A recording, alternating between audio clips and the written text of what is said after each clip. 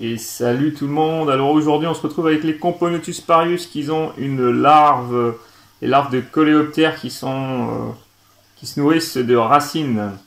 Donc les parius ont un comportement assez intéressant, c'est-à-dire qu'elles sont complètement dépassées par les événements et du coup on les voit tressailler dans tous les sens.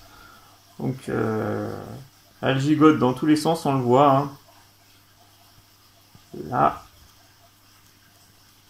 Voilà. Ça tressaille, on la voit en train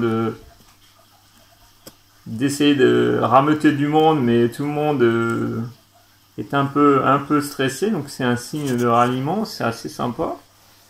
C'est la première fois que je le constate. J'essaye de faire une vision un peu plus sympathique de la scène, mais je ne sais pas si on va bien voir. Donc les fourmis se sont rameutées, enfin sont venues dans ce côté-là du nid, petit quart de chasse, et elles savent pas comment réagir, mis à part en tressaillant comme celle-ci là. C'est pour appeler du renfort.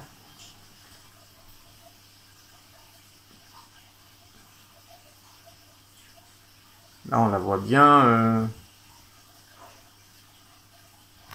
On les voit bien en train de chercher du monde pour pouvoir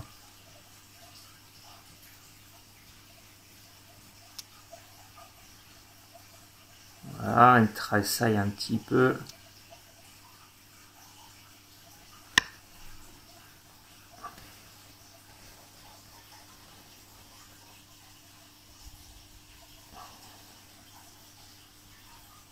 Ils cherchent parce que la larve s'est mise ici. Il y a un petit cloporte qui est là. Lui, il risque rien, hein, c'est pour lui qui est le... Elles cherchent, elles ont senti l'odeur. Si, il est là. Je l'ai vu bouger. Enfin, voilà, on le voit bien. C'est pour ça qu'elle l'avait senti. Il est en train de s'enterrer petit à petit, mais...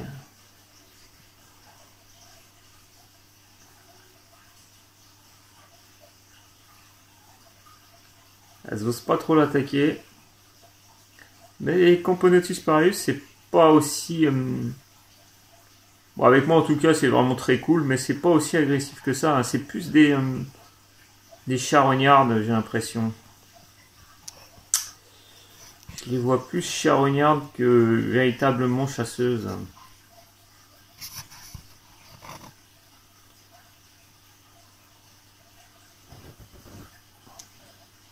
On se croirait dans Dune, quand le ver il sort de terre.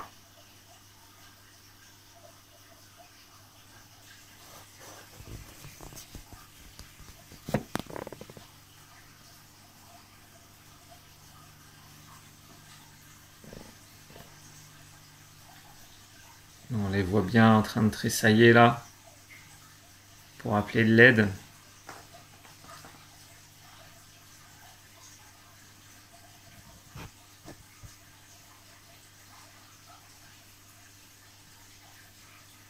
Oui, les larves de cétoïne, ça n'est pas une. Hein. Les larves de cétoïne ont une petite tête et un gros cul. Et les larves qui bouffent les racines, je me rappelle plus comment ça s'appelle là.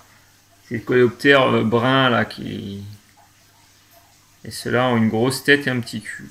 C'est comme ça qu'on arrive à les reconnaître. Là, je voulais voir un peu la réaction qu'elles auraient pu avoir. Et je pensais qu'elles auraient été un petit peu plus... Mais je m'aperçois que ça gigote. On les voit en train d'appeler de l'aide là, derrière aussi. C'est assez marrant.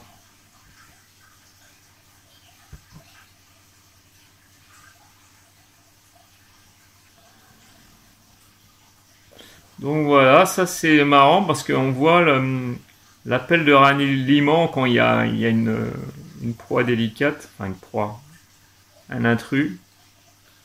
On les voit trembloter comme ça. Là, comme elle fait, celle-là.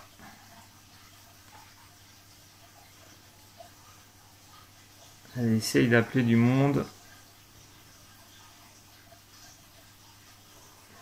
Mais ça n'a pas l'air de fonctionner. Leur aliment n'est pas spécialement très bon.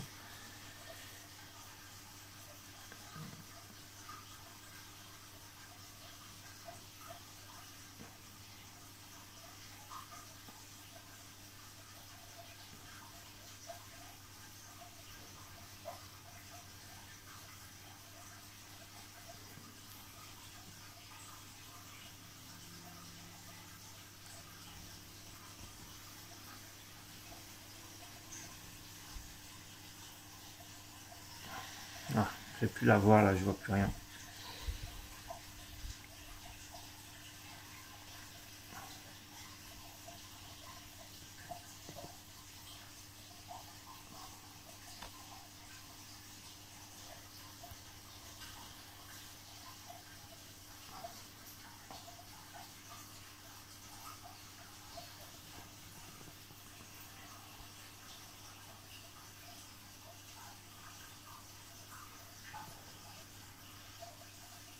Bon, on n'aura pas la fin de l'histoire en tout cas.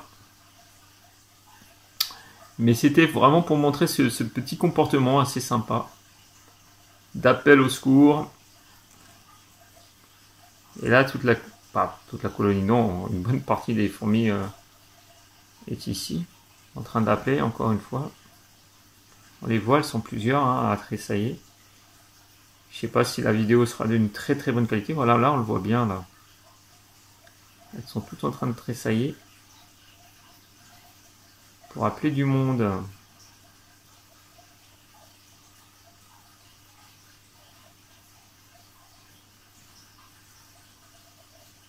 Mais elles n'osent pas attaquer.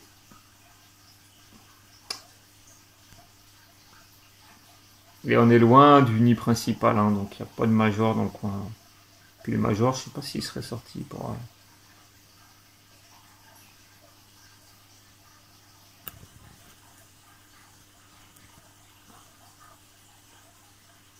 Voilà, on le voit aussi bien. Les fourmis en train de tressailler. Là, il y en a une là qui tressaille.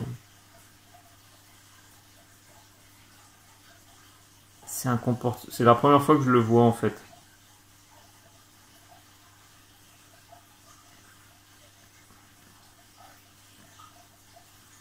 Ça, c'est un intrus un peu trop gros pour elle. Donc voilà, c'était juste pour vous montrer ça. En tout cas, sur ce, je vous dis ciao ciao et portez-vous bien.